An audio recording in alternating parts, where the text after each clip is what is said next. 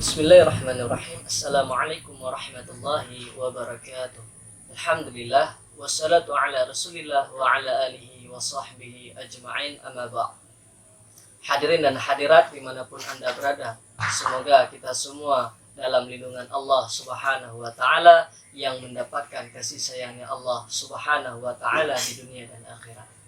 Sebagaimana janji kita kemarin bahwasanya di hari ini kita akan membahas tentang perkara-perkara yang membatalkan puasa. Ada beberapa perkara sehingga puasa seseorang tersebut menjadi batal. Yang pertama adalah memasukkan sesuatu ke dalam rongga yang 5. Jadi rongga yang 5 tersebut adalah rongga pertama mulut, kemudian hidung, ketiga telinga, keempat depan tempat keluarnya air kecil, dan yang kelima adalah tempat keluarnya air besar.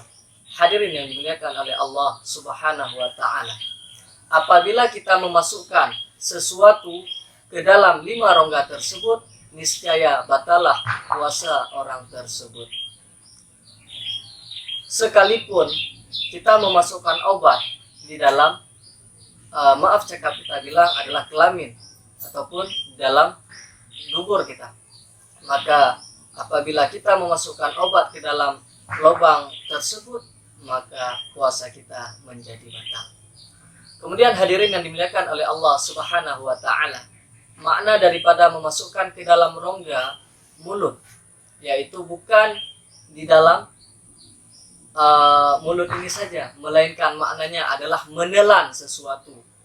Sehingga apabila ia menelan, maka batallah puasanya. Apabila kita memasukkan es krim, permen, ya, kita rasa kuah, kita taruh di lidah kita, maka puasa orang tersebut tidak menjadi batal dengan sebab menaruh ke dalam mulut. Jadi makna memasukkan dalam rongga mulut tersebut yaitu menelan sesuatu ke dalam rongga, tidak dengan hanya memasukkan ke dalam lingkaran mulut saja di lidah. Apabila kita masukkan sesuatu di dalam lidah tersebut, maka niscaya tidak membuat batal puasa seseorang tersebut. Tapi disyaratkan jangan sampai ketika kita memasukkan permen ke dalam mulut kita, ya, es krim, ataupun kita merasakan mencicipi kuah misalkan, makanan yang kita masak, maka hal tersebut apabila tidak kita kumur-kumur, tidak membersihkan, bisa membuat batal puasa dikarenakan kita menelan air ludah tersebut yang telah tercampur. Dan juga apabila kita menelan ludah, apakah puasa kita tersebut menjadi batal? Ternyata tidak, hadirin yang dimuliakan oleh Allah Subhanahu wa ta'ala, dikarenakan air ludah tersebut tidak membuat batal puasa seseorang, terkecuali apabila air ludah tersebut keluar daripada mulut kita, sehingga apabila hal tersebut terjadi, maka batallah puasa seseorang tersebut.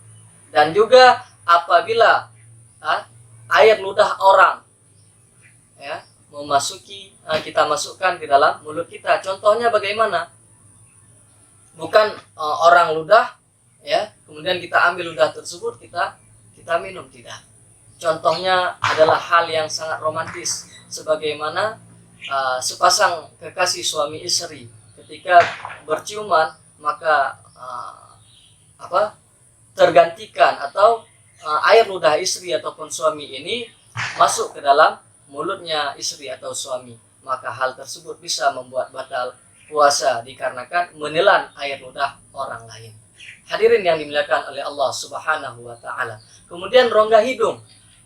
Rongga hidung, batasan sampai manakah yang membuat batal puasa?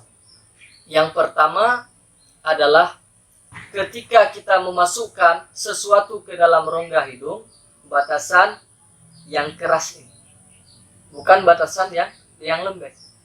Apabila yang lembek tersebut ini tidak membuat batal puasa. Hadirin yang dimuliakan oleh Allah Subhanahu wa ta'ala, seperti ketika kita swab.